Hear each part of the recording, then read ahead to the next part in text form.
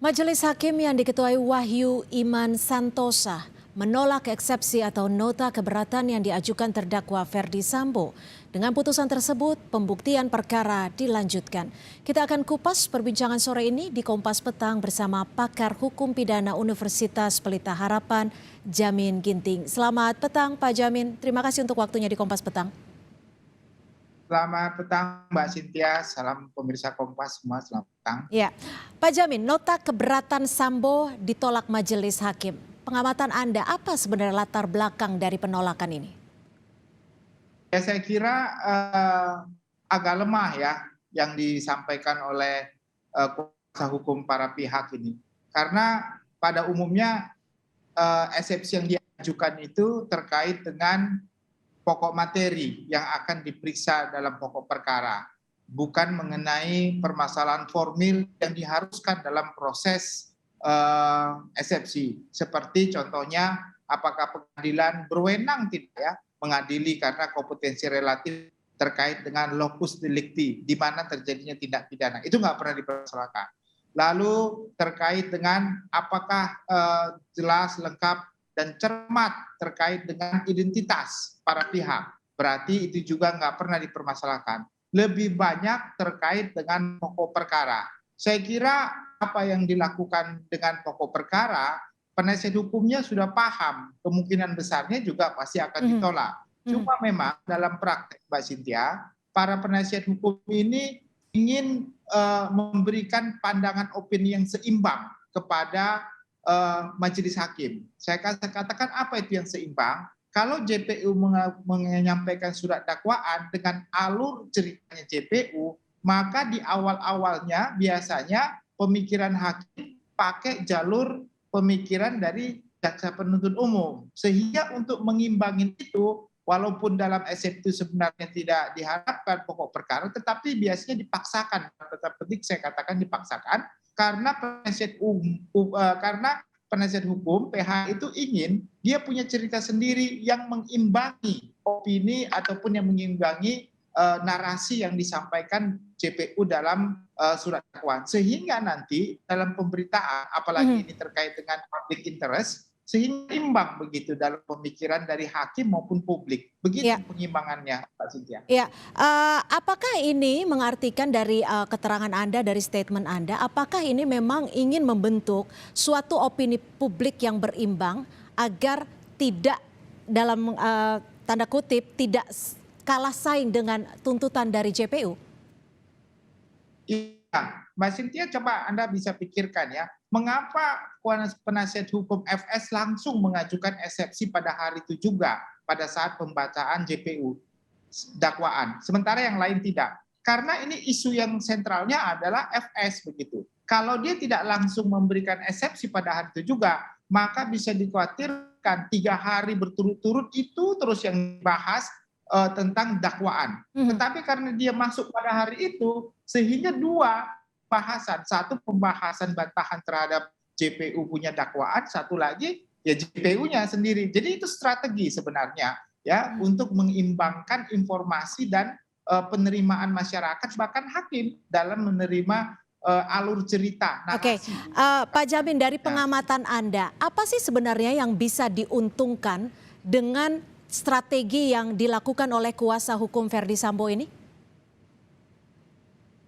Ya, strategi ini menguntungkan dalam hal apabila narasi yang dibangun oleh penasihat hukum ini ingin mematahkan JPU, sehingga hakim tidak hanya berpikir dari narasi daripada JPU saja, tetapi narasi yang dibangun dalam penasihat hukum. Karena begini Mbak Cynthia, setelah ini akan masuk kepada keterangan saksi-saksi. Keterangan saksi-saksi itu dihadirkan oleh JPU, berarti dibangun dari kronologi yang dihadirkan JPU dalam surat dakwaan. Nah, hakim tidak mempunyai sama sekali pemikiran apapun kalau nggak ada eksepsi. Tapi karena ada eksepsi ini, bisa saja terlintas dalam pikiran hakim, oh ini saksinya beda ya, keterangan apa yang dalam eksepsi yang pernah dimasukkan. Padahal itu pokok perkara kan. Tapi meskipun hakim sudah memutuskan bahwa eksepsi ini ditolak. Eksepsi itu ditolak, hanya terkait dengan apa? Hanya dengan syarat formil dari suatu dakwaan. Bahwasannya ditolak karena sudah tepat dakwaan itu, sudah diatur bentuknya, isinya, terus para pihaknya. Tapi mengenai pokok perkara, dia kan sudah baca eksepsinya. Jadi kalau hakim membaca, paling tidak ada sangkut dalam pikirannya bahwasannya sudah ada ini terkait dengan bantahan begitu. Jadi nggak sama sekali nol. Nah itulah justru kenapa dalam konsep eksepsi itu rame-rame PH memasukkan pokok perkara walaupun tahu nantinya pasti ditolak begitu. Dalam rangka apa? Dalam rangka membangun opini, bukan hanya opini masyarakat yang menonton dalam media ini, tetapi juga membangun opini kepada hakim, bahkan juga bisa menggoyangkan jaksa kalau jaksa berpikir loh. Nah, jadi ada juga seperti itu. Jadi wajar-wajar saja saya kira ya.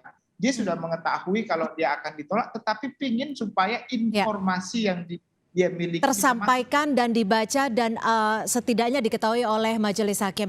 Pak Jamin, minggu depan masuk ke agenda keterangan saksi. Bagaimana pertemuan ini nantinya akan dilihat dari persidangan selanjutnya ini? Ya, saksi yang pernah dihadirkan dalam kasus sidang Baradae, saksi itu juga lah yang akan nanti dihadirkan dalam kasus perkara FS ini yang pertama sekali. Karena yang akan dibuktikan adalah terkait dengan korban. Benar nggak korbannya ini? Siapa korbannya ini? Di mana korbannya ini dimakamkan? Bagaimana diterima olehnya? Ini yang akan sama persis ya. Jadi saya kira kalaupun nanti dihadapkan saksi ini, dramatikalnya saya bisa bayangkan ini sangat dramatikal gitu ya. Akan seperti Pasti apa kira-kira dramatikal yang Anda bayangkan ini?